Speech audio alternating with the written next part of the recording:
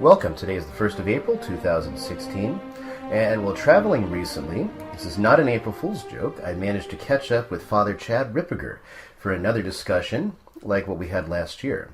So, Father Ripperger, thank you for joining us. Thank you for having me. So, Father, you mentioned in our last interview that you got your doctorate in Rome on St. Thomas, and so what I wanted to do was talk about one of the bigger issues in philosophy that's very little understood, especially by laymen. So we just start right off to it. What is metaphysics? Well, metaphysics is a science in the mind of St. Thomas. He says it's a science of the study of the nature of being. So you're studying being itself. And the reason it's called metaphysics is because it's above the physis in Greek, which is nature. It's above just the consideration of the individual natures of things.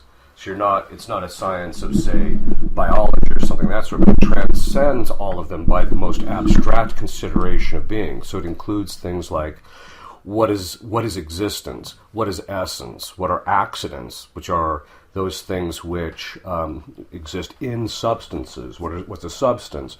So it goes into all of those different considerations in order to get the most abstract understanding of reality that we can have. Now, for St. Thomas, metaphysics is broken down into three parts based upon three areas that Aristotle tends to discuss it in his metaphysics. First is ontology, which comes from the Greek word for being, so it's the study of being. So you're actually studying being itself. Then there's also what they call first philosophy, which is the study of first principles that govern all being. So like the principle of identity, that is, a thing is what it is. That gives you, once you understand those first principles, then you can start applying them in your reasoning process. But they need to be understood not just logically as how they affect reason, but also ontologically, that is, how they apply to everything that exists, even to God, in fact.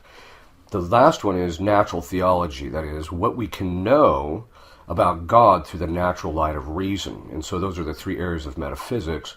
And so that gives you kind of a basic grasp of what the science deals with. All right. So this originates obviously in the Greeks and in the Greek tradition. How is it applied more in the Catholic philosophical tradition? What are some of the currents? You mentioned St. Thomas, but how else is this applied? Well, part of it is that the Greeks, of course, that originally, just before St. Thomas, in the beginning of the Middle Ages, or even before then, a lot of the Greeks were unknown to the theologians in the West, and so historically a lot of people tended to be more Platonic via the St. Augustine route, and so the only real Greek that had any kind of interaction or kind of impact in Catholic thinking for a while was Plato, of course, and then you had to be very careful because some of the things he says is contrary to the Catholic faith, etc. But then, of course, via the Muslims, the works of Aristotle start making their way in the Middle Ages into Europe, and they get translated from the Greek into Latin, and then those start to have a big impact throughout the people of the Middle Ages. Of course, there was a bit of a division historically in the Middle Ages because some still stuck to the Augustine tradition and considered Aristotle heretical or a pagan or what have you, and so they wouldn't do that. But some of them started picking it up, people like Albert the Great, St. Thomas Aquinas, and many after him, and so from there it just kind of grew.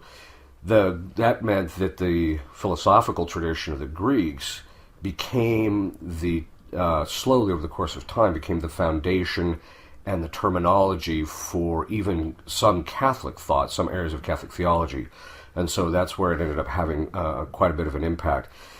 The bringing of Aristotle into the mainstream of the church and having him have a huge impact really probably is more at the credit of St. Thomas than anybody else.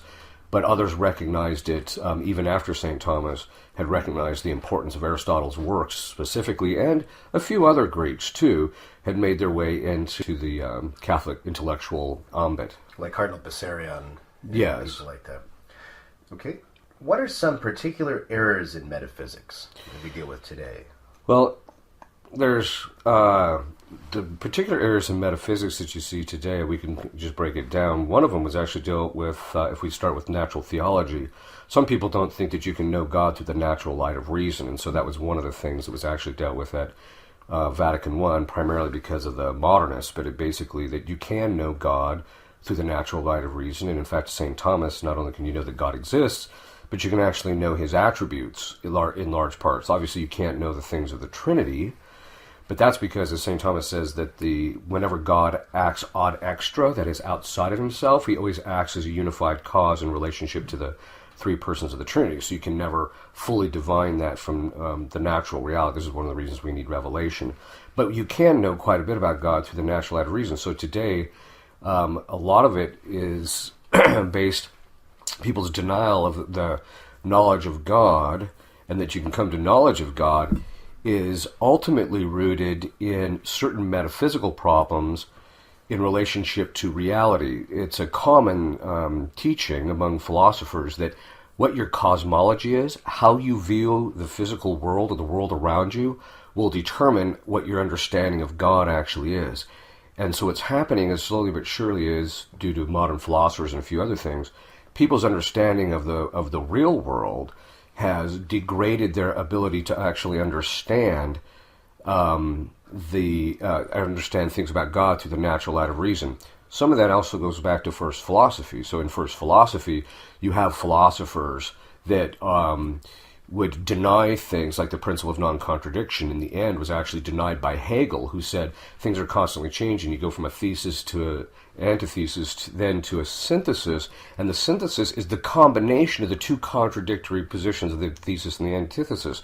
So the denial of the principle of non-contradiction and things of that sort is one of the causes for people not understanding reality properly, and so they don't end up understanding God. Then, of course, you also ended up with a huge problem with the epistemology. It does predate Descartes to some degree, especially with the nominalists. But with Descartes, you ended up with this situation where he ends up being skeptical about what his senses tell him. Later, he uses God, that God wouldn't, God would not deceive us through our senses all the time. And so later, when philosophers start taking a good look at that, they say, well, wait a minute, once you cut yourself off from reality, from your senses, there's no getting back. And this is what ends up happening with Kant. So Kant ends up dividing, he says, between what's called the phenomena and the noumena. Well, there's the thing in itself, the noumena. We, in the end, don't really know what that is, because we don't know if there's a problem with our senses. We don't know if the senses are giving us an accurate accounting of this. And then as a result of that, you can't know God through looking at created reality. So as a result of that, metaphysics collapsed, at least in relationship to natural theology, although Kant tries to sneak God in other ways. But you have that problem. Plus, then you also ended up with the problem of Hume, with the theory of constant conjunction, that a thing doesn't, that the existence of a thing, in the principle of motion, or the principle of causation, that the cause causes the effect. He ended up denying that and just saying that we just see one thing moving with another. Well, in the end, that means that causation is lost, and so the thing external to me doesn't cause things in my senses, and so as a result of that, or there's just this constant conjunction, which means I don't really know the thing as such. So it's that constant conjunction and then the collapse of epistemology as a result of that with Descartes' skepticism. That results in Kant, who, as a result of that, ends up basically going even back to Descartes' argument for God's existence, proof for existence, which is basically the ontological argument, and says, it doesn't work. You can't use that. So the point being in all of this is that the collapse in metaphysics was really partly the cause of epistemology, but partly because people started denying first principles, causation, non-contradiction, and things of this sort, so that by the time you get to this age, where we're at now, those principles don't seem to have any bearing on people's even, quote, scientific investigation, unquote. Interesting. Now, you mentioned Kant. In the Critique of Pure Reason, Kant makes space and time his constants. So we don't know things as they really are, but space and time are the constant. What does that mean, and how does that impact certain modern people like Einstein? Well, one of the things is that for Kant, because we don't know the noumena, the thing in itself, that is, the thing in reality, all we know is the phenomena, which is our experience of a thing. So Kant, in analyzing that epistemologically, began to realize that it was if you accept that principle, it appears that it's the mind that imposes categories on your experience. In other words, he says that the accidents of Aristotle, like quantity, quality, time, etc., those things are, in fact, something that the mind imposes on your experience, not upon the reality itself. We don't know if it applies to reality itself. We just know it's something that is imposed on that. Einstein had read Kant and used that. We know this from letters that he had written to Bohr. That meant that you could actually, because these are categories imposed on the mind, on the phenomena, that is your experience, that means that you can actually, that time and space and things like that become relative to the individual rather than something absolute on the outside. This, of course, becomes, most people don't know this, the foundational philosophical principles, which, as many people know, higher levels of mathematics are actually based on philosophical presuppositions. So the mathematician will start with a set of presuppositions philosophically about what he thinks nature or reality is, and from there he derives the mathematics. Well, Einstein was no different, and in this particular case, that's where the theory of general relativity and things like that came out. So the difficulty with that is, though, of course, is that these things are not subjective to us. There is an actual absolute motion or an absolute location in relationship to the totality of the universe, which is finite.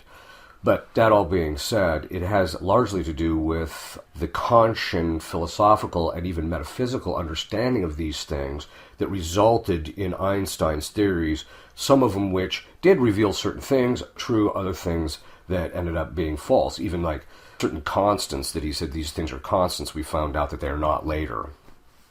So now, you mentioned, of course, too, about cosmology and causation. Those are two very important issues for a lot of discussions today, and the biggest one being evolution. Now, you've written a book called The Metaphysics of Evolution. Tell us real quick how metaphysics comes into play with evolution and how evolution, as you argue in the book, violates those particular principles of metaphysics. Well, there's essentially two primary areas where I discuss it. The first is in first philosophy, that is the discussion of first principles. So one of the first principles is the principle of sufficient reason. Now, the formal formulation of that principle is the existence of a thing is accountable either in itself or in another. So with that, colloquially, we would just say you can't give what you don't have. So the existence of a thing, either the thing has it itself or it's being caused by some other thing. And without one of those two, then as a result of that, you can't have the effect because it has to be accountable somewhere. Well, the principle of sufficient reason is systematically and denied in evolution because they basically say that something that doesn't have sight, that is the existence of sight, can somehow beget sight. And they say, well, it's due to mutations and things like that. But the fact of the matter is that mutations would simply beget something else that's like the thing that's causing the mutation. So if the thing doesn't have sight, it's not going to end up causing sight through some kind of affecting of the DNA process or passing on the DNA through mutations. So again, it's one of those things where the first principle is being denied.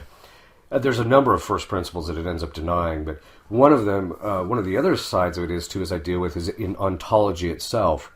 St. Thomas observes in his writings, based upon the whole Aristotelian tradition, and in fact it was after St. Thomas, it was something that was adopted by all sound philosophers, is that essences do not change. As a result of that, because the essence doesn't change, then and the nature of an essence is such that if you look at created things, they're incapable of directly causing an essence. What do we mean by that? The nature of a thing or a substance. And why do we say that? We say that because everything we do or anything that's created always acts upon the accidents of a thing, like its place or the time in which it's in, or the qualities that are in it. It doesn't actually directly cause the substance of the thing. And so St. Thomas shows clearly that only God can be the cause of the substance or the essence of a thing. What's happened is with evolution is they deny that understanding by saying that these lower things can actually cause the essence of something that's higher.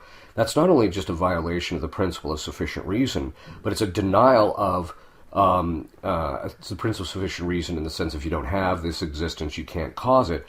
But it's also a denial of the principle of sufficient reason in this sense. Accidents always exist in a substance. As a result of that, on the ontological grades of being, substance is higher than accidents. And that means that accidents can't cause something higher than them, so they can't cause a substance. Even if a variety of different created things act upon a thing, they can't directly cause that higher substance. So in this book that I wrote, I basically talk about how if you apply authentic metaphysics to mystic metaphysics to evolution, you begin to realize as a theory it cannot hold up scientifically, not just in the empirical sense, but even in the philosophical sense. Now that's fascinating because then a lot of evolutionists and their people support that. And then they say, well, wait a minute though, we don't really observe these kind of, say, they might take Berkeley's argument. I've actually seen that in some places. Well, we don't really observe substance, right? We just observe, the qualities in matter, right? And so matter is an entirely, it seems like they understand matter without understanding any concept, because it's almost entirely materialist. Right. Would that be it? That's part of it. That's a large part of it. Part of it is because our senses only tell us things about the accidents of a thing. Whereas when we talk about the nature, the substance of a thing, we're talking about an intellectual grasp of a thing, which is something that's immaterial. It's not material. And so Berkeley, being a materialist, wouldn't go beyond that. He would just say, well, we just see the accidents of certain things. In fact, if I'm not mistaken, doesn't Berkeley end up denying substance in a certain sense? Not just knowledge. There isn't. It's just all these accidents. Right. So, but the difficulty with that is that we know that accidents can't exist on their own. So, for example, the quality of color, you don't see just blue walking down the street. It's always some blue thing, some blue substance that exists. And accidents, because they don't exist on their own, their existence has to be communicated, that's the technical term for it, has to be communicated or caused by something that can do that, and that's what a substance does. Now, Father, evolution has many daughters, inasmuch as there's many different areas in the modern world where it's had a great deal of influence, one of which immediately is communism. In fact, Engels, who was Marx's most devoted disciple and his secretary and friend, Engels had declared at eulogized Marx after his death and said, without a Charles Darwin, you could never have a Karl Marx. Likewise, it's influenced various ideas in economics. Of course, Malthus predates Darwin, but Malthus and Darwin are taken together and applied in capitalism, especially by thinkers like Ricardo and others. Then you have ultimately Galton and eugenics, right, in these areas, and those have been fairly decently researched and are known to a certain extent. But one place that nobody really looks at is Darwin's evolution's effect in anthropology, especially vis-a-vis men and women. How has evolution affected our understanding of men and women? Well, that's a good question. I think it takes a little bit of background first. If you remember when I just mentioned Hegel, that Hegel had this dialectic where we go from the thesis to the antithesis to the synthesis. Between him and then the collapse of metaphysics and the collapse of the idea that natures don't change, it meant that natures can change. So human nature can change. And one thing can beget something else. So the whole Darwinian thing, which is also ultimately based upon kind of a principle that things are constantly changing, even the natures or essences of things are changing. As a result, and so you can say ultimately that there's no one true common nature in relationship to anything. What ends up happening is that in relationship to like communism and things like that, human nature doesn't have a set structure.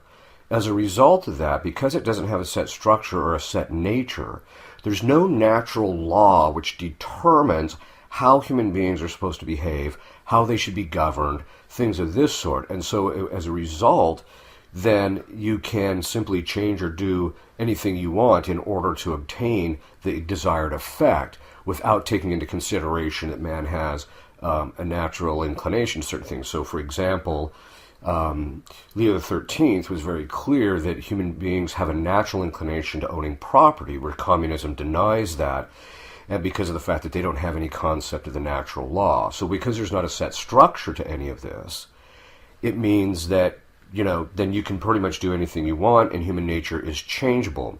In the eugenics program, that's part of the thing that you're seeing, is that they want to continue to modify human beings to the point where they reach what they consider the pinnacle or some type of perfect human being on a natural level. Without, a mega point, if you will. Yeah, exactly. Without any concept of the fact that there's this human nature, and that by doing the eugenics or even genetic modifications, which we're seeing now today too, is that you're actually tampering with something that was given a structure to it, a nature to it, or an essence to it by God, and so there's no concept of that. But this applies not just to human natures, it also ends up applying to things like gender.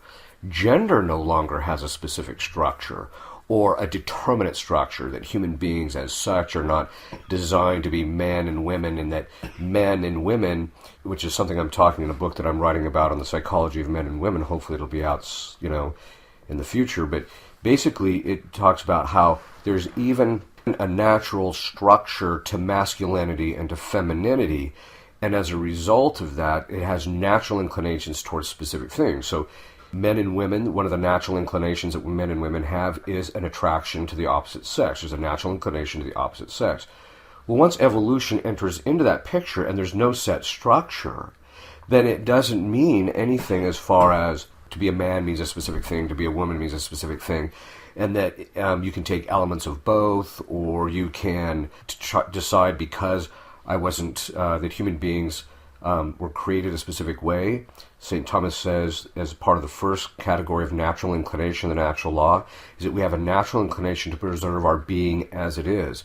Well, if there's no natural law, then I don't have this natural inclination to preserve myself as it is, and so there's no reason why I couldn't have a change in gender, or I couldn't, the natural inclinations towards children, because we know that the generative faculty in man is ordered towards having children as its primary end, which is what the popes and the church have told us for centuries.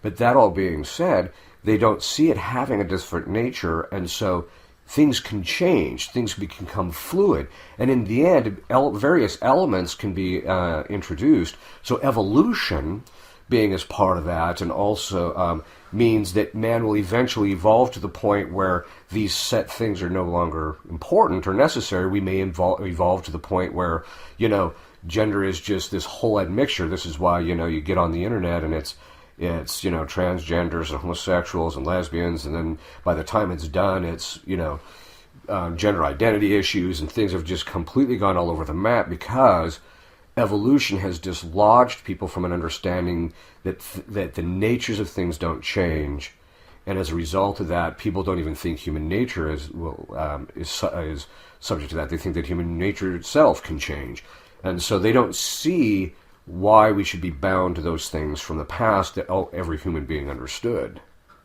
And that's interesting in what you talk about with gender. Isn't it the case that they would ask you your sex, not your gender? That sex was masculine and feminine, but gender was a grammatical term largely, dealing with the types of things that are just analogous to male and female in languages that have grammatical gender.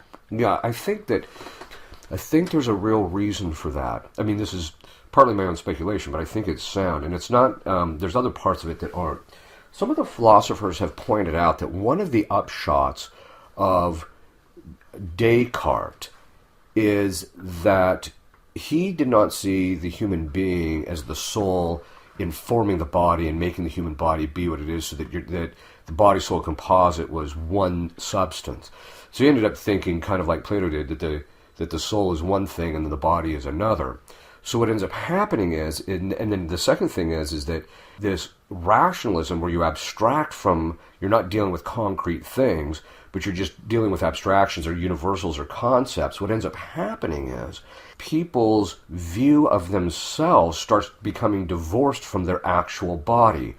So a lot of times people say things like, I'm a man in a woman's body. So the soul or the psychology that they've adopted as a result of this abstraction or this rationalism results in a thinking that who I am, my true identity, has nothing to do with my body, when in point in fact it's a combination of the two. So that sex is primarily something in which you're talking about the ontological quality in the human body, whereas gender has become abstracted from that, where it's something that it's more of a psychological term almost today, the way that it's talked about. And as a result of that, someone can have gender identity issues, which basically just means that they're psychologically, they think they're this, that, or the other thing, even though it doesn't have any correspondence to the body. And that is a direct cause also of the breakdown in metaphysics, because metaphysics, and part of metaphysics is the discussion of matter and form, that the matter becomes what it is by the form. In other words, the human soul, which is the form of the body, which the church has formally defined, means that it's the soul that makes this body be a human body, not just the DNA, but it's what actually makes this body be human. And so that's why it's one substance, and it's the form of a dog that makes that particular set of matter be a dog. That has all been divorced, especially with this abstractionism, or this that is sometimes caused from a Cartesian approach, both psychologically and epistemologically, to these matters. Now, you've written a whole book on psychology, the Introduction to the Science of Mental Health, which I'll have linked up on the episode notes here. Now, in psychology, they used to treat gender identity disorder as a disorder, as something, and they had ways of treating it, and they would cure people from that. But now you see that of course, that's forbidden, because that's not respectful to these people's issues or whatever.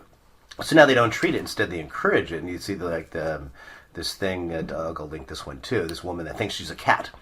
And she's a cat gender, and so the cat, it's just, he dresses like a cat. She's really a cat in a human's body, and which is absurd in a number of levels. But hopefully that shouldn't have to be broken down for the listening audience. But nevertheless, so how much has evolution penetrated psychology to the point where they don't treat these as disorders anymore? Instead, they encourage and assist them. It really boils down to evolution, because things are constantly changing. All things are fluid, so you can't say that this is the way it ought to be, and so it can be any way whatsoever. That, coupled with the fact that who I am, my true identity, isn't connected in any way to my body, means that it's my interior feelings, or my interior, even though for St. Thomas your feelings are part of your body, it's my interior feelings, it's what I think interiorly that's the true me, and so it's not right that somebody should impose their objective views about what they think reality is on me, because my feelings are different from that. So it's that fluidity from the evolution and the rationalism from Descartes that you end up with this problem. You've also written a book on the morality of the exterior act, which deals with the question of the integral good. What does that mean, and why is it important? The principle of the integral good, St. Thomas and the whole moral tradition actually with him, states, it's formulated this way: the good is from an integral cause, evil from any defect whatsoever. And basically what that means is that, like in a moral act, there's three components. The object, that's what you're doing, so for example, throwing a baseball. The second is the intention, why you're doing it. So you may be throwing the baseball in order to strike the pitcher out because you're playing the game. And then the third is the circumstances which surround it. So St. Thomas and the whole moral tradition says that when you look at the principle of the integral good, it means that if any one of those three is evil, if you will the act that all three of those come together in your will, which is what happens in choice, then what happens is that what you choose is evil. The whole act is rendered evil. So this is something that people have, the principle of the integral good has completely collapsed in the last 50 years.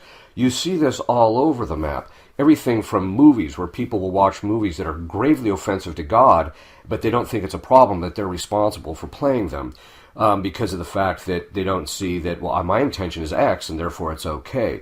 And so, and this is also part of the abstraction, the Cartesianism, where you're what you're doing doesn't have any connection to what you're thinking, and so they don't see that there's any real problem with any of that.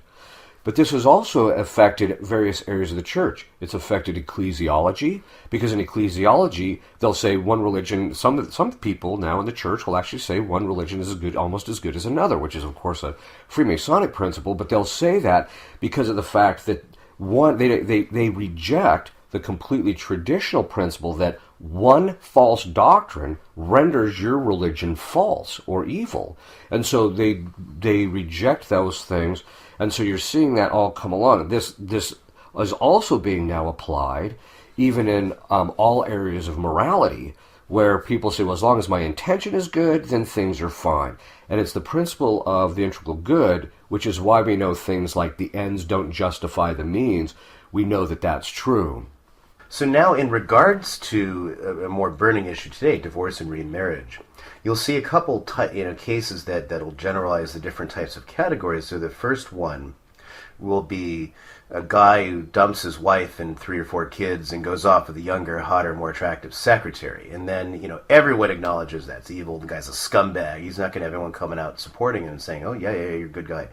But then you have the mixed case where things didn't work, people argue, they just didn't get along, and hey, we're not the people we married, and so then they divorce and then marry people that they seem to be happier with.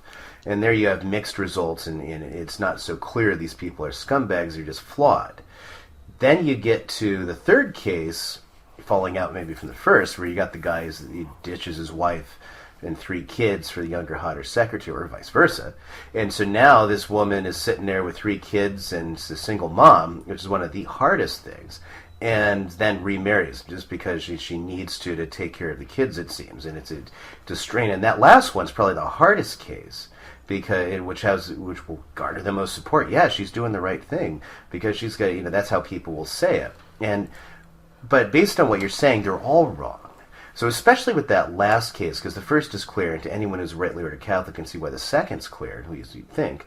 But the third one is a really hard case, and you look like a jerk for trying to say she shouldn't get remarried. So what's the principle? Why is especially in the third case, she wrong?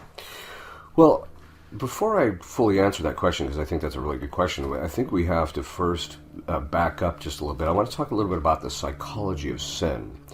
In the psychology of sin, when we choose something evil, that is, something contrary to the integral good, what has to happen is reason makes an act of conscience and recognizes this thing's evil, and that's presented to the will.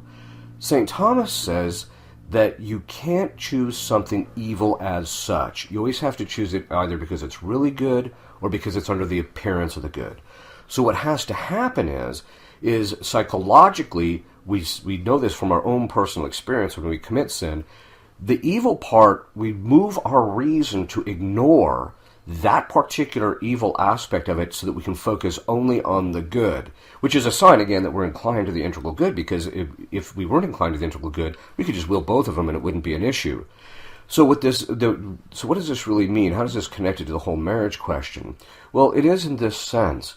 We can't ignore the defects that are in the relationships that people have in the order of justice in order to accommodate people emotionally or on other levels. So when you marry somebody, both from the natural law point of view of marriage, because St. Thomas argues that even natural law marriage is supposed to be for life. Now that's putting aside the whole ability of the church to dissolve a natural law marriage in favor of a sacramental one. But that basically means that even on a natural law marriage, he says, children and the obligations that people have to each other require that it be a permanent thing. So justice to each other from the beginning requires that it's a permanent institution.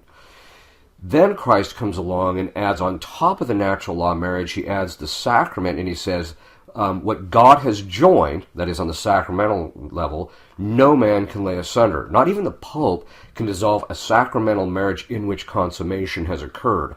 That being the case, it means that we can't just let people divorce, which brings up an interesting historical point, which I'll bring up here in a minute. We can't just let people divorce and remarry, because when they remarry, the remarrying is done contrary to justice, and so the principle of the integral good is being violated there. That means that marriage, as a moral act, that is entering into marriage and giving vows, etc., has to observe the principle of the integral good.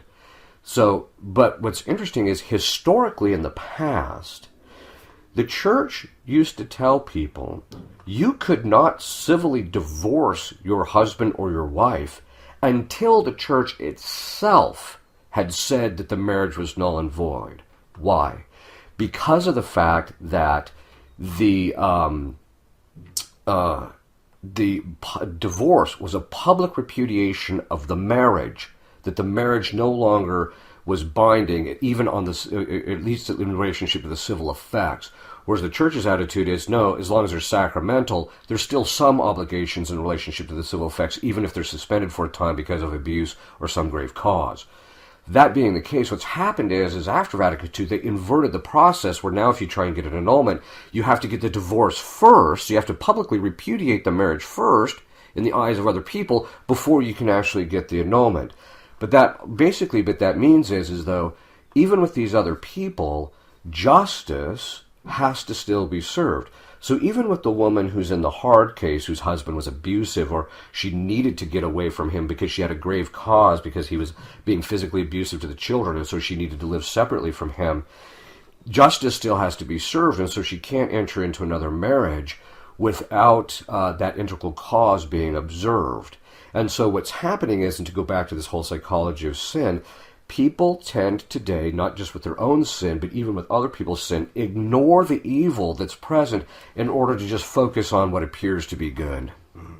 And that seems to be what's going on more frequently as divorce and remarriage has been lifted to a major issue under the current pontificate. And it is a major issue in the West. I mean, I think more than 50% of marriages end in divorce in the United States and Europe. So there's been a lot of discussion about them. How do we include all these people who are divorced and remarried in the church? As if trading in one spouse like a used car, looking for a better deal, we're okay, right? So what principles would be violated if this was normalized in the church, or even if they stopped short, as some reports are saying? So, we can't, admit these people to Holy Communion, but we should be including them in lectors and extraordinary ministers, and they should be at parish meetings. I mean, technically, if you're divorced or remarried, you can go in the church whenever you want. You just can't receive the Holy Communion, right? Because you're, like anyone else who's in a state of mortal sin. So, what are some of the principles that are being violated if they start in this actively normalize the lives of these people in the mind of the faithful? Well, obviously, St. Paul says in order to receive the Eucharist, which we see with all the other sacraments of the living, that you basically have to be in the state of grace in order to receive them. So these people who are divorced and remarried are, at least on an external level, considered to not be leading a state of grace. Now, if they are violating the sixth commandment in that process, de facto they actually are. But there's actually two parts to marriage, and this is something that most people don't realize. In the past, they used to call it bed and board. Bed meant that you had a right to the conjugal act once you were legally married. And before then, you didn't have a right to it. The second was board, which basically meant that a wife had a right for the husband to support her so she could stay home to take care of the children. And it also included, the fact that he had the obligation that his affections would, in relationship to romantic things and things of that sort, would rest only on her. And he had a right that his wife would stay home to take care of things in order for this all to happen. When people live together that aren't legally married, this applies whether it's just fornication involved or adultery because of divorce and remarriage. They're taking on something that they don't have a right to. They don't have a right to live together because of the fact that they're not married, which grants them that right. Okay. That all being said, what happens is that there's two areas to consider. One, they can't receive communion because of the fact that they're in a situation where even if they're not violating the sixth commandment, the cohabitation itself can only be justified for a grave cause, according to the moralist. The moralist would say, suppose they ended up having children, they could live together for the sake of the children, but they had to live a brother and sister. So this meant that it was only because of grave cause that they could place themselves in an occasion of grave sin. Normal men and normal women, when you're living and very often sleeping in the same bed together, it's going to be very difficult to avoid the conjugal act, just because of the nature of human frailty given original sin. But that also means that they're in a state where, even if they're not committing sin, they're in a state where there is grave occasion for sin, which itself is mortally sinful unless there's grave cause, and even then, there has to be that grave cause. So then, of course, there's also the injustice. If they're divorced and remarried, they're committing the injustice of adultery against their prior spouse. A lot of people say, well, my marriage wasn't valid. Well, the Catholic Church, especially because of the whole Protestant situation during the time in which Trent finally dealt with it just basically says, look, all sacraments are putatively valid until positive proof to the contrary.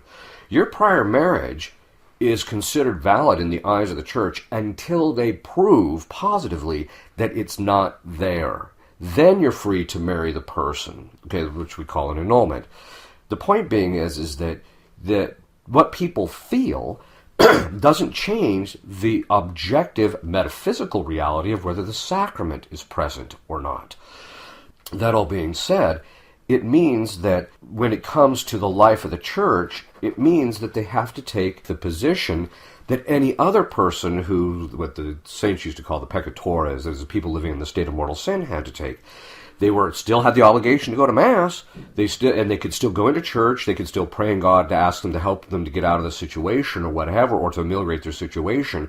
But they couldn't approach the sacraments of the living without that, or they couldn't even go to confession without the purpose of amendment, which means they would have to forego. They would, if there's not grave cause, they would actually have to leave the person they're living with, etc. Now, this also means that, okay, so what about them being lectors and Eucharistic ministers and things of that sort? Well, putting aside the whole question about whether lay people should be giving out communion at all anyway, and if the Church just went back to priests doing it, we wouldn't have this problem, even on that level. But it basically boils down to this. You should never have anybody performing a liturgical function in which there's something compromised in a grave level. Now, obviously, we can't say in a minor or a slight level, because then not even priests could serve at Mass. But the point being is that if there's something gravely compromised in the person's life, then they really shouldn't be in the sanctuary or touching holy things or dealing with holy things because of the fact that, just much like the Jews, they're not clean spiritually, and so only that which is purified should touch that which is purified, or purity itself, which is God in the Eucharist. But also, even being a lector, because of the whole point of scandal, people will look at it and say, oh, well, then there's no problem with somebody who's divorced and remarried doing all these things. Or it might even affect people's faith. The people that have a right-ordered faith might find it scandalous that these things are happening, and it makes it more difficult for them to live. Now, this doesn't mean that charity isn't to be served with these people. You still have to treat them with charity and justice and things of that sort, and try and encourage them, continue going to Mass, continue trying to get your life in order, etc. But that means, because of the whole entire tradition of the Church, you can't let them have access to certain areas or certain things due to scandal or their unsuitability to the function. It seems interesting, almost. I spoke earlier of Hegelian dialectic. Does it seem like we're witnessing, the Church's traditional praxis in these matters, the thesis, this new talk of we got to include them in the Church in these ways of lector and having running Bible study and teaching catechism, these sort of things, when they're in an objectively public state of adultery, is the antithesis, and then the new synthesis is the Casper proposal. Yes. I think that's a large part of it. Part of this, of course, is because the whole Hegelian dialectic is an integral part of the modernist mindset, that things are changing. Even doctrine is changing. So they would say that even the doctrine that we might see in St. Paul, or what the church might have held originally, there's no reason why it can't change.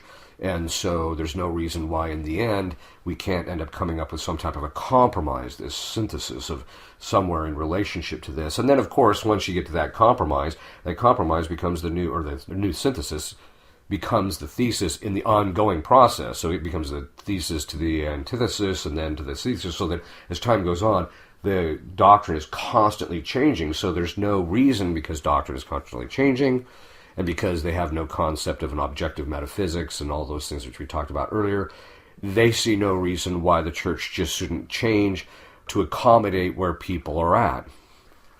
With a lot of the discussions at the last two synods, and where, of course, the Casper proposal is going and things of this sort, should it come down that the Holy Father, whether however it comes about, that they say that you should be giving, that the divorced and remarried may go and receive communion, does this compromises the Church's moral authority in her infallibility and docendo in regard to morals? Not objectively or in itself. That is, because of the fact that God gave the authority, Christ gave the authority to the apostles and said, "He who hears you hears me, go and teach all nations," etc. Also St. Peter's, which we see where he says to St. Peter, "Whatever you bind on earth shall be bound in heaven." Here we're talking about the Church's teaching in relationship to what is infallible. The First Vatican Council laid out the conditions for that infallibility. So if it comes from a synod, the synod itself doesn't meet the conditions necessary for infallibility, so it doesn't affect the intrinsic or the objective authority of the Church. Now, it will have the psychological effect of impacting people's ability to either accept infallibility or accept the church as a moral teacher. I've seen this even in my own life, talking to Protestants who are kind of wondering what's kind of going on over there in the Vatican, because they know that you can't have divorce and remarriage, even though most of them do it. You can't have divorce and remarriage, etc., and they shouldn't be participating in the life of the church, etc. So that being the case, it wouldn't objectively change its moral authority, but it would change people's psychological perspective on it. And I think it would also be an occasion of scandal, because many people who don't understand the principles of infallibility or how other teachings of the Pope, what degrees of authority they have and how we're bound to them and to what degree we're bound to them, who don't understand those things, could easily be led astray. Father Ripperger, thank you for your time today. Thank you very much for having me. In the name of the Father, the Son, and the Holy Ghost. Amen. St. Thomas observes that in achieving an end, the means must be proportionate to the end. And what that basically means is that the means should not overextend to the end, so that you don't fall upon the end, or it shouldn't fall short of it. It should be proportionate to it.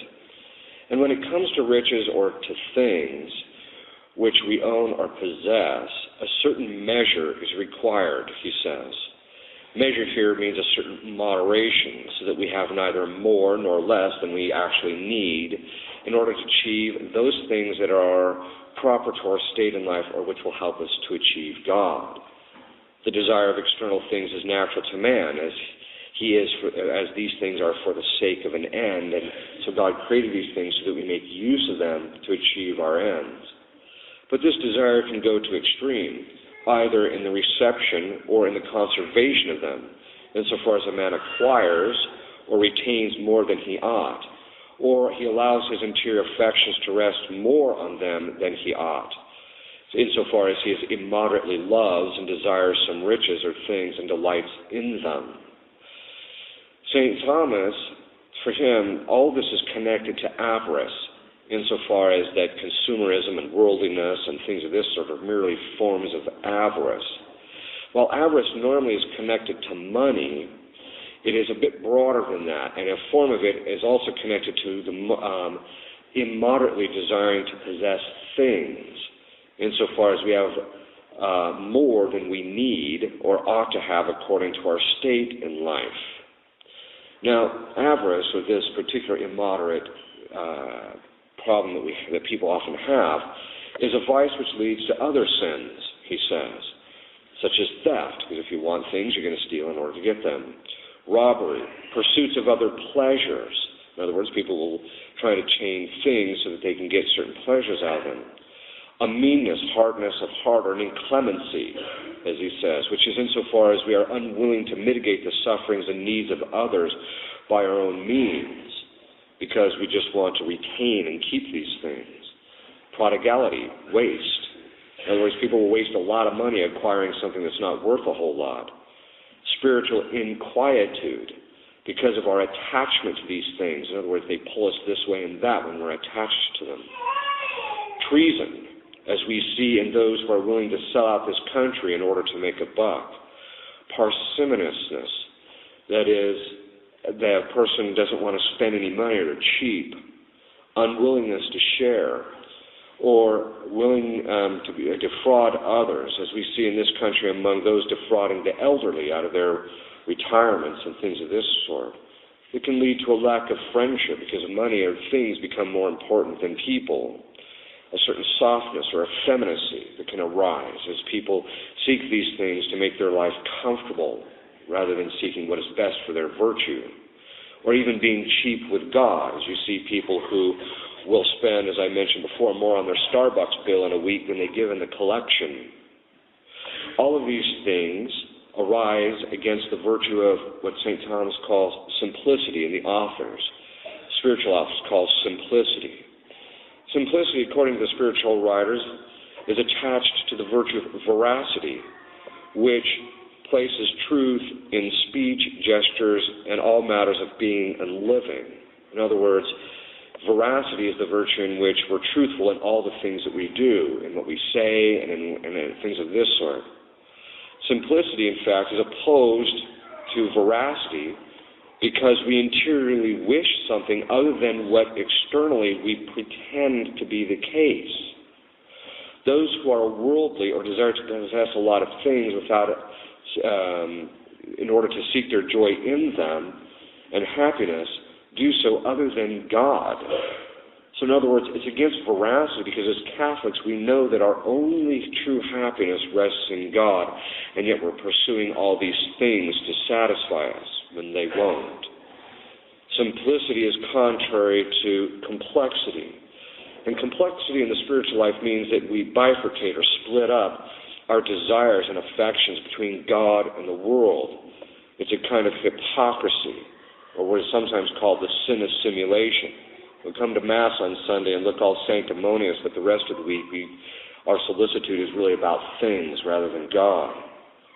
While the virtue of simplicity is much broader than this, it encompasses moderation in our external possessions, so that we only own or possess what is necessary, neither more nor less, according to our state in life. Simplicity reflects the fact that we think created things are a means to God and not an end in themselves. It maintains our singular focus on God and our affection rest in Him alone, rather than all the different things which pull us this way and that because of our attachments to them.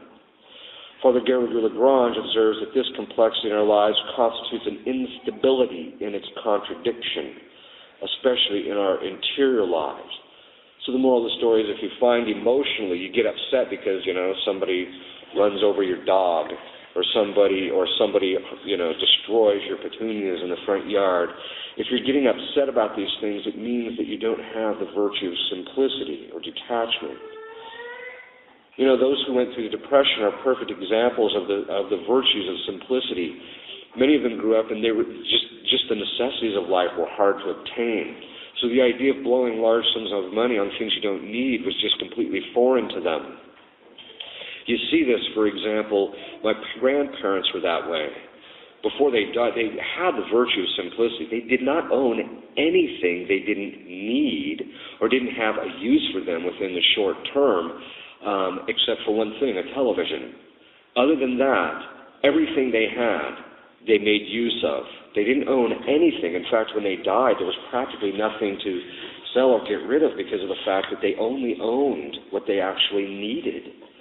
They did have a few, of course, pictures and things here and there of Our Lady and our Lord and things of that sort, and these, though, can be seen as connected to something not so much absolutely necessary, but suitable towards our spiritual life. But even those have to be moderated. But then you see kind of counter examples today. You know, people go to stores and they're hauling stuff out, and you're like, well, when are you going to make use of all that?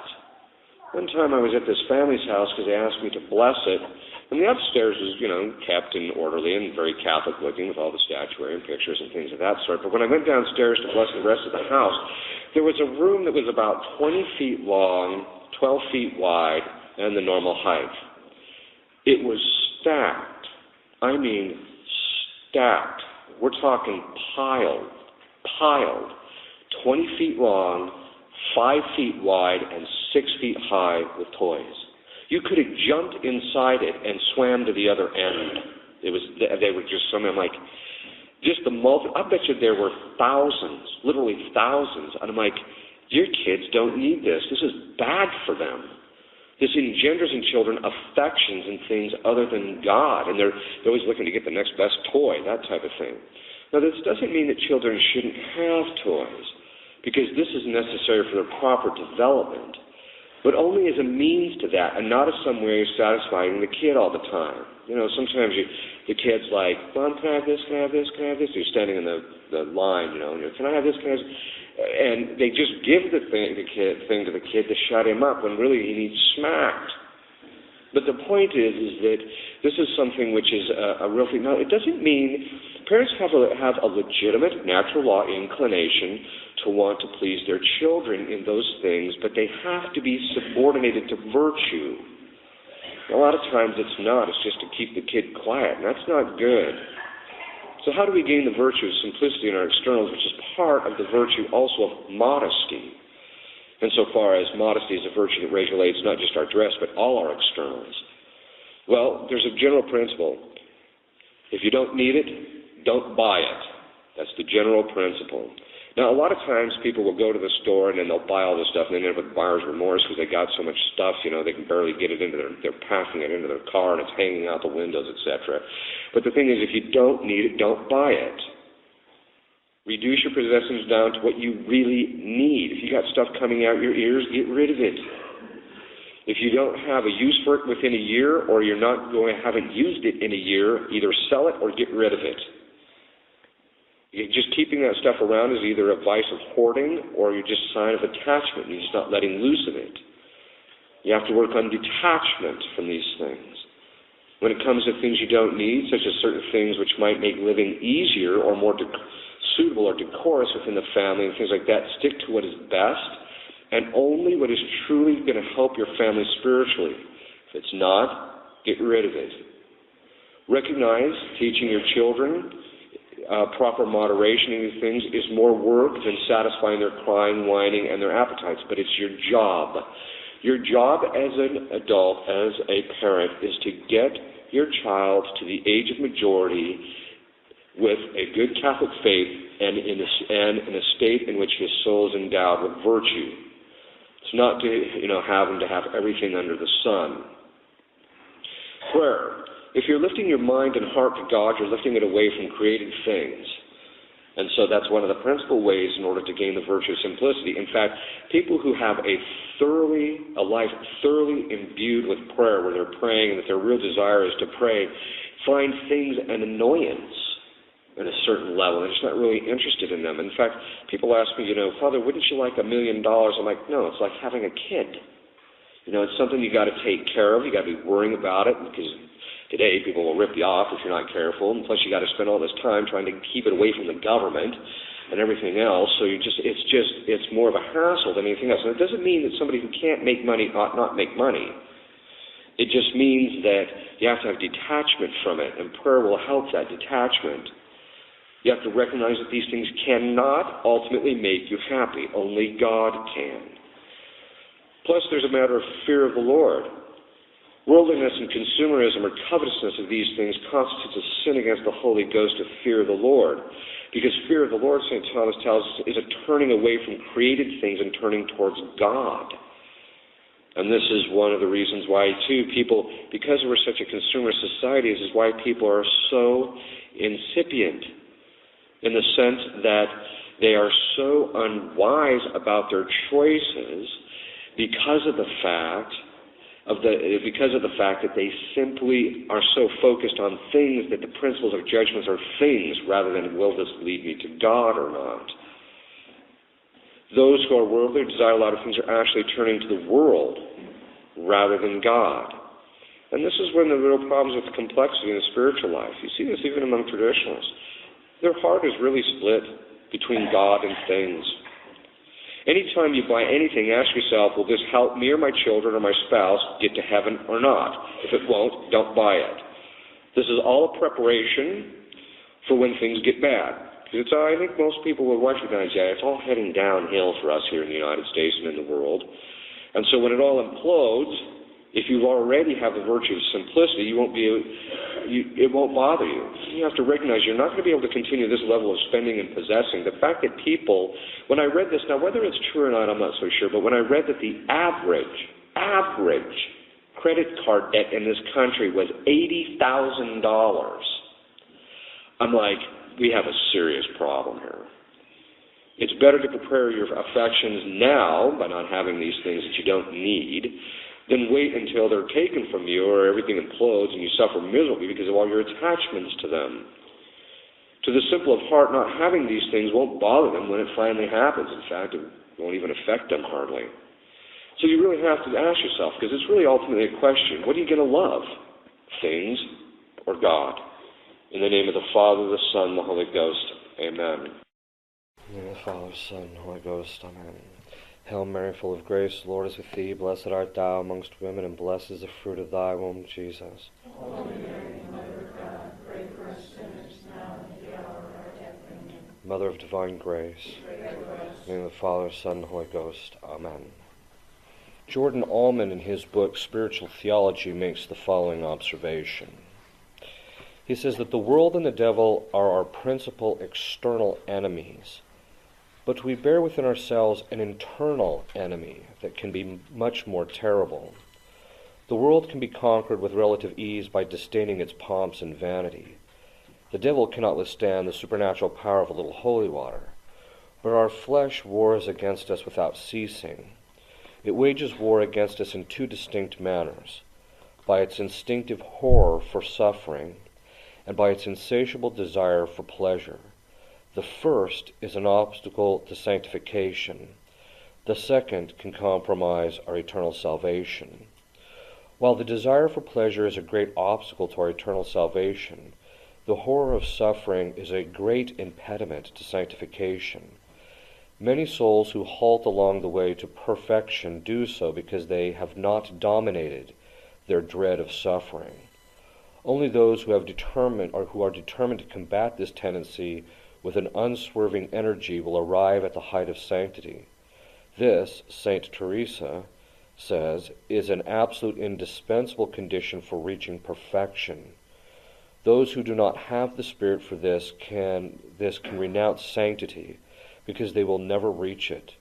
St. John of the Cross gives to the love of suffering an exceptional importance in the process of our sanctification, both to make amends for sin and for the sanctification of the soul. The horror of suffering is the sorrow in the soul and body at the prospect of suffering, and is also kind of a fear in which one loathes the future suffering which is viewed as evil or harmful. This horror can be appetitive, that is, emotional. We can simply fear doing something that has some pain or sorrow attached to it. This horror can be intellectual, insofar as we don't even like to think of things that are painful or difficult. People just don't even want to think about it. This horror can be volitional, insofar as our will is attached to the goods of the body which it seeks and desires, and it has a habit of turning away, and its aversion from suffering and pain. This is one of the principal reasons why there are so few saints. Many souls who strive for sanctity do not wish to enter upon the way of suffering. They would like to be saints, but with sanctity that is comfortable and easy. And when God tests them with some painful affliction of spirit or persecutions and calumny, or any other cross that, if well carried, would lead them to the heights of sanctity, they draw back and abandon the way of perfection. Perhaps they have even reached the point where they asked God to send them some cross, but it is evident that what they wanted was a cross of their own choosing, and when they did not find it, they considered that they had been deceived and gave up the road to perfection. It is therefore necessary to decide once and for all to embrace suffering as God wishes to send it to us. Sickness, persecution, calumny, humiliation, disappointment, whatever He wishes, and in the manner in which He wishes. The attitude of the soul must be one of a personal fiat, that is, let it be. A total abandonment to God without reserve, a complete subjection to God's loving providence, so that He may do with the soul as He wishes, both in time and eternity. The principal reparation for sin which was done out of pleasure and which was most actual sins are done out of a love of pleasure very often. But however, this principal reparation was effected by Christ's sorrowful passion and death, whose infinite value is applied to us by the sacraments. We must make up for what is lacking in the passion of Christ. That's just what it comes down to.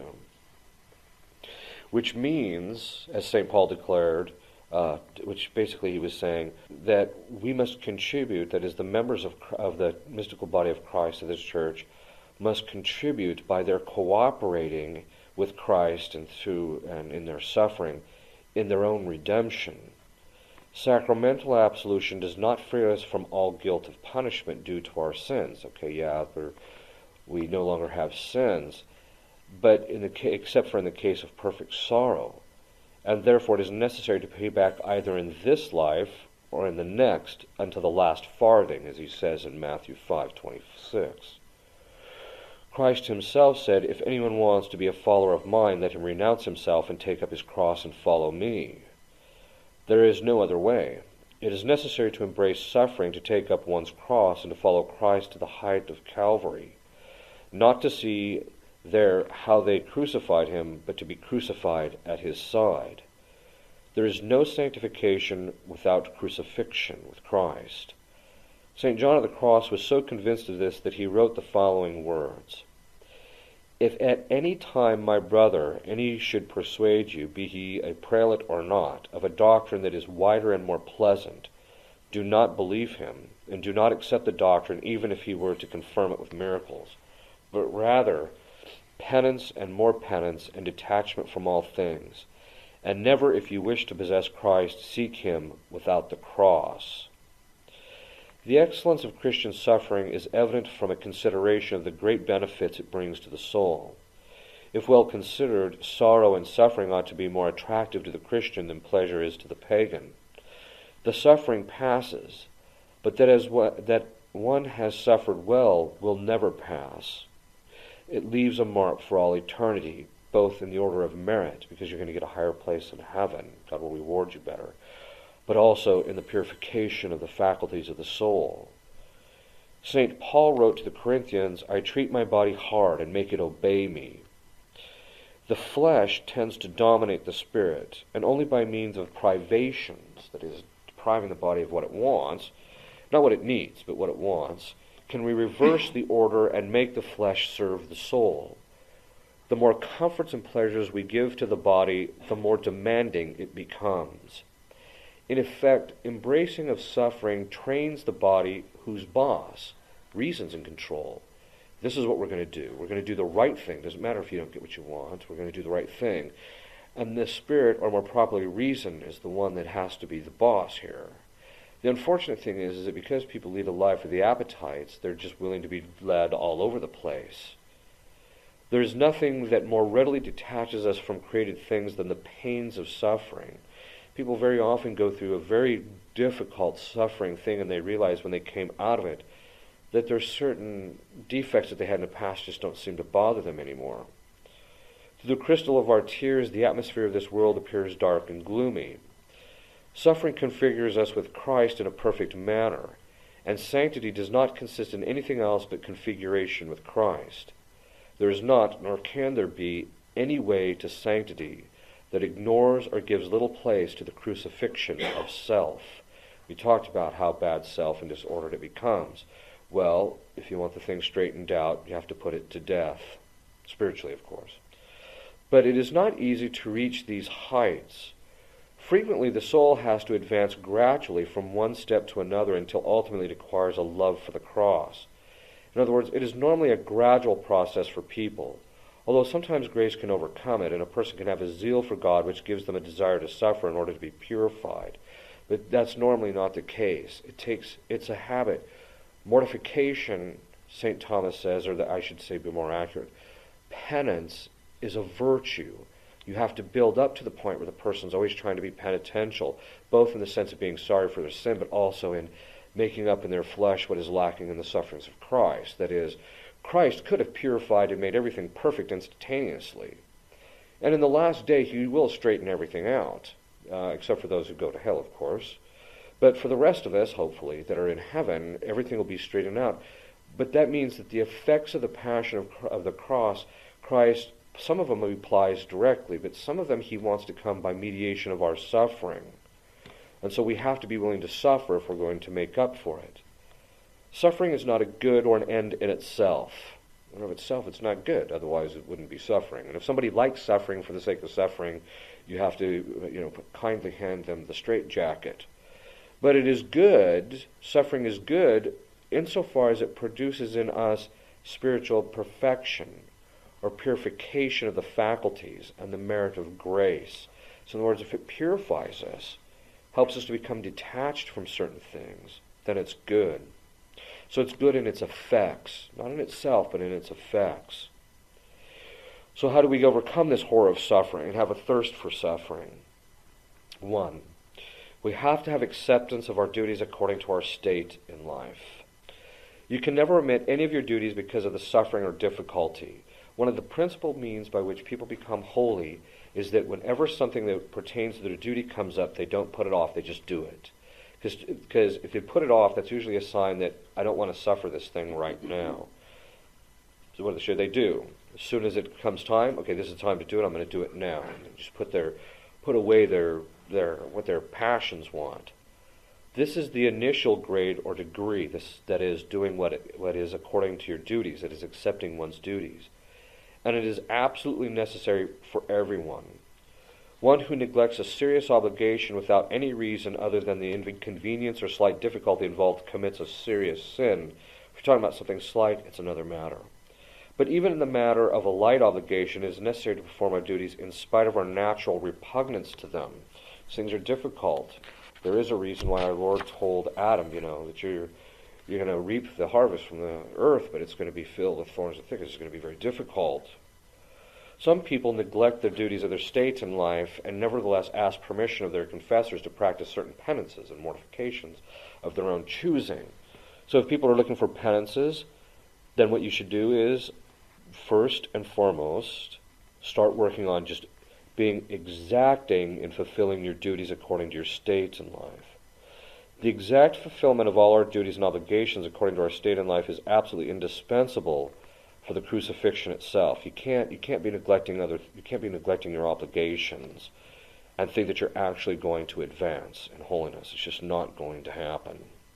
Okay, so the first one is acceptance of duties and the exact fulfillment of those duties. Second, resignation to crosses. In other words, we have to be willing to suffer passively at the hands of others, even those we like the least. The crosses that God sends us directly or permits to befall us have a great value for sanctification, if we know how to accept them with love and resignation as coming from the hands of God. These things are utilized by divine providence as instruments of our sanctification. St. John of the Cross speaks of this to a religious in his cautions, but for those who are married or who work, we can change the word from convent or nun, work or employees, to employees or spouse. Quote, the first caution is that you should understand that you have come to the convent only in order that others may polish and exercise you. What is polish? Well, in order to polish a stone, you have to use something that's kind of rough, generally. Unless you're getting down to the last part of it, then it can be kind of done softly. But usually when you're first beginning, you got to use something pretty rough. Thus, but polishing is always taking off the rough edges of a thing. And that's what people around you are there to do, to take off your rough edges. Thus, it is fitting that you should think that all are in the convent to test you, as they truly are. So that's their job, is to make your life difficult. That some have to polish you by words. So when people say bad things to you or say things you don't want to hear, well, that's, if you accept it, it can take off the edge. Others by works. In other words, people do things that just drive you nuts. Others by thoughts against you. And that in all these things you must be subject to them as the statue is to the artist who sculpts it, and the painting to the painter.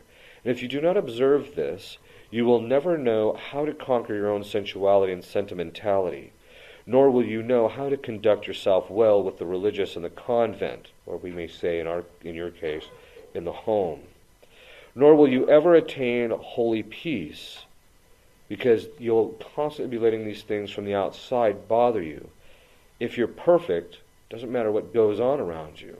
It's just not going to disturb your interior peace. And peace is defined by St. Augustine as tranquility of order. That is, if your soul is properly ordered, nothing can disturb it. Nor will you ever free yourself from your many evils and defects. In this life, it's simply a fact that it doesn't matter where you live or how you live or whatever the case is, you're simply going to be around people and things that are going to be difficult. It is a common misperception that one should get married to get what one wants. People say, I hear you're getting married. Yeah, we get married. So how do you, what are you doing to make your marriage well? We love each other. And you're like, oh boy. Whereas if you hear somebody, what are you doing to make your marriage better? We're trying to work on prayer together and trying to foster virtue together. Then you're realizing, okay, they're going to make it. But what happens is people go into marriage thinking, this is what I want out of marriage. And then, of course, they get there and they don't get what they want. Or they get very little of what they want, which means that their marriage is going to be very difficult. If you enter marriage for the sake of denying yourself and not for getting what you want out of it, you're probably more likely to be happy in the process. Now, don't get me wrong, I think marriage is a very noble and a very holy institution. But the fact of the matter is that too many people enter into marriage with false conceptions of what they're going to get out of it. You don't enter marriage to get out of it what you want. You enter marriage because, remember, these are vows again that are rendered before God. You enter marriage as a form of self-denial. With the case of the woman, I'm putting aside my bodily figure, my bodily comfort to have children, to sacrifice myself for the sake of the children. I'm putting aside all the things that I want and all those things I care about in order to become detached so that I can and be frugal within the home and not spend too much money. In the case of the guy, he hands his check to his wife. He better have a certain level of detachment, otherwise he's going to be miserable, as everybody seems to know. But the point is that, guys like, I keep making all this money, but why am I spending it? I'm like, well, excuse me, but what do you think the money's for? All right. So in other words, the point is that you should be going into marriage because you can practice different levels of self-denial. It's the same reason when guys come into you always get this with seminarians. When I'm a priest, I'm going to do that, And then, of course, about a year or so after they're ordained, they're pretty sober by that stage. And they realize, I got myself into something that's pretty brutal and serious. When you sit and listen to people's confessions, or when people come to you and their life is destroyed, or even worse things, there's levels of spiritual warfare, they never comprehend it. That's why I always tell them, if you don't have a high level of self-denial, you are simply going to get mopped up. Well, it's somewhat the same way in marriage. You have to walk into it thinking to yourself, I'm going to deny myself for God's sake, for the sake of my children, for the sake of my husband, or for the sake of my wife. And it's because people don't go into it with a level of self-denial, but rather a level of self-love, which is why marriage is so difficult. So what's this mean? Within marriage and just in life in general, the second thing you have to do is Aside from accepting duties, you have to have a resignation of the crosses that are going to come your way. You have to be very sober about the crosses that are going to come in marriage. Third, voluntary mortification. More perfect yet is the soul who takes the initiative, and in spite of the repugnance that nature feels, advances in the love of suffering by voluntarily practicing Christian mortification in various forms. It is not possible to give a universal rule for everybody. It does people come in, well, okay, you can say everybody has to engage in some type of voluntary mortification. Because vices are particular to the individual, you very often have to tailor the vice or the difficulties to the particular person that suffers them. Or you have to, a lot of it depends upon your state in life. Voluntary mortification will be determined in each case by the state and condition of the soul being sanctified. In the measure that that person corresponds more and more with the inspiration of the Holy Ghost, he will be more and more demanding. But at the same time, he will increase the strength of the soul so that it can accept and carry out these inspirations. So once in a while, you get people who try and do too much. This is why voluntary mortification is okay. If you're just talking about basic things like, say, following church's fasting rules on Fridays. By fasting rules, I mean like what's normally applied for Good Friday and Ash Wednesday, and you apply them on Fridays, fine. But if you're going to get much beyond that, I tell people you need to get a spiritual director so that you don't go overdo it.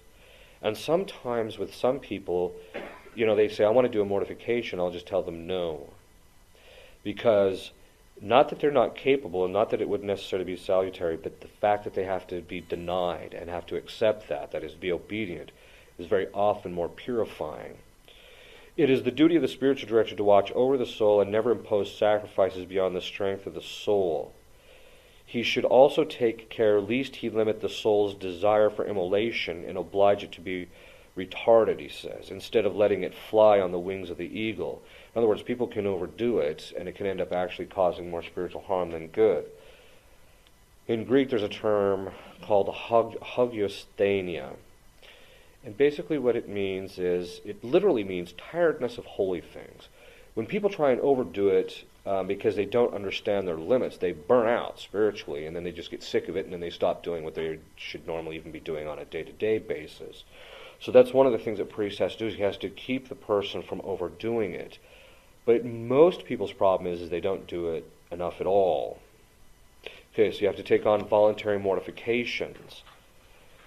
Fourth, you have to start preferring suffering to pleasure. The saints succeeded in reaching these heights. Again, not because suffering is desirable in itself, but you have to desire it for the sake of the good that it begets in your soul. That is, you have to become more desirous of the spiritual goods, and therefore you don't care the means that necessarily to get there. You're willing to suffer in order to get there, and not just worldly pleasure. A moment arrived in which the saints felt an instinctive horror for anything that would satisfy their taste and comfort. In other words, they'll very often retract from things that are pleasurable because of the fact that they're afraid that if they indulge in it, it'll cause them to be, their spirit to be dissipated, and they'll end up, falling into problems. When everything went bad with them, and the world persecuted and calumniated them, they rejoiced and gave thanks to God. If others applauded or praised them, they trembled as if God had permitted those things as a punishment for their sins. They hardly took any account of themselves at all, or of the heroism that such an aptitude presupposes. They were so familiar with suffering that it seemed to them the most natural thing in the world to endure pain. St. John of the Cross has given us a rule for reaching this state. His words seem severe and are a torment to the sensual ears, but it is only at this price that one can attain the true of sanctity. Quote, to endure always to incline oneself not to that which is easier, but to that which is most difficult. Not to that which is tasty, but to that which is more bitter. Not to that which is more pleasing, but to that which is less pleasing. Not to that which gives rest, but to that which demands effort. Not to that which is a consolation, but to that which is a source of sorrow. Not to that which is more, but to that which is less. Not to the lofty and the precious, but to the lowly and despicable.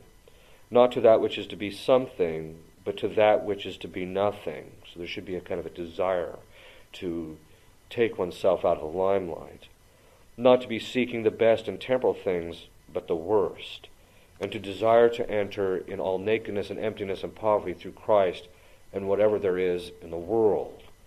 So you have to begin preferring suffering to pleasure, and that usually takes time. We're talking about gradations here.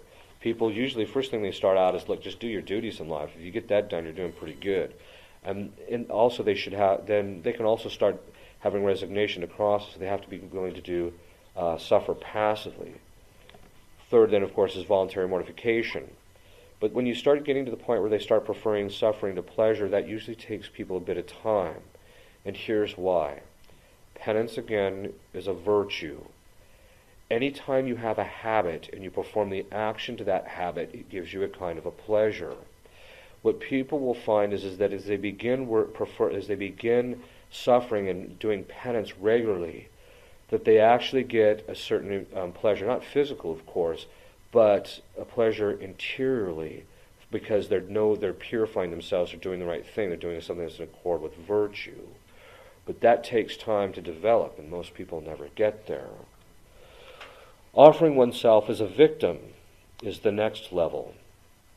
It would seem that it is impossible to go to love and further in love of cross than to prefer sorrow to pleasure. Nevertheless, there is still another more perfect degree in the love of suffering. The act of offering oneself as a victim of expiation for the sins of the world. At the very outset, we must insist that this sublime act is completely above the ordinary way of grace. And that's a very important line. You never offer yourself as a victim soul to God until you have already mastered your basic defects. In other words, once you get to the point where you're pretty much eradicated with your defects, then you can do this. But otherwise, you should not, because it's a sin of presumption. You're not prepared to deal with what this state actually brings on. It is presumption for a beginner or an imperfect, purified soul to place itself in this state. To be called a victim is easy, and it pleases self-love.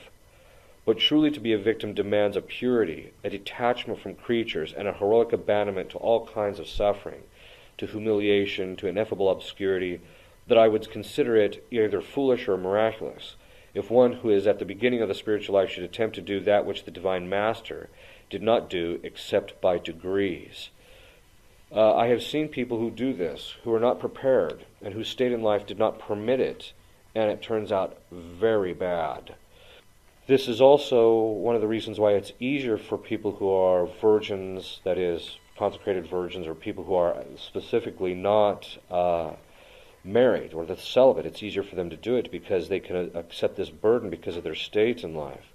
In practice, the offering of oneself as a victim for souls should never be permitted except to souls of whom the Holy Ghost asks it with a persistent and irresistible motion of grace. It should be noted that rather than contributing to the sanctification of the individual, although it does add something, this particular act is ordained towards the spiritual benefit of others. In other words, you become a victim soul not for yourself, and that's why you have to be pretty much perfect before you assume this. Because if you assume it before you're perfect, you're not spiritually prepared. Whereas if you wait until you are perfect, then your soul is prepared and you can actually deal with it. You get this. People will say, they'll look at Padre Pio and they'll say, I really wish I had the stigmata. No, what you're really telling me is you wish that everyone would look at you. But they're in love with certain sufferings, or they're more in love with the idea of the suffering than the reality of it. And people will actually ask for these things, and they're completely unprepared. The soul should give itself in this way for the salvation of others, and it must be intimately united with God, and must have traveled a long way towards imperfection and in charity. And so most people aren't really prepared. Most people I want to be a victim soul because they want to think good about themselves. Be really careful. I'm not saying that people shouldn't be a victim soul. I'm just saying there are stages. There's a level. You should wait till you've reached a certain stage of perfection before you assume it. It must be a soul well schooled in suffering and even have a thirst for suffering. In other words, you've got to get to the point where this guy, he can handle it.